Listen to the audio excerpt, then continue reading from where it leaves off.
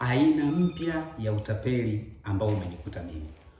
Last week nilikuwa kazini, kuna kijana alikuja na risiti ya malipo ya matibabu ya hospitali fulani, nisingependa kuitaja.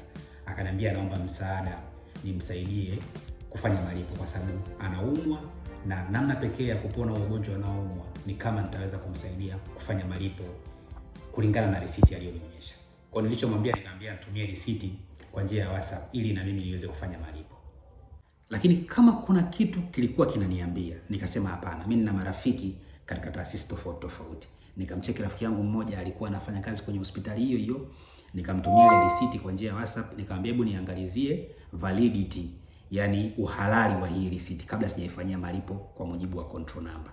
Rafiki yangu akachukua ile risiti, akaniambia atanipa majibu. Baada ya mshikaji kutazama katika mfumo, aligundua kwamba ile control number ni fake. Na hapo ndipo ambapo na mimi niligundua kwamba yule kijana kumbe alikuja si kwa makusudio ya kuomba msaada, bali alikuja kwa njia ya utapeli. Hiyo ndio njia mpya ya utapeli ulikopo mjini.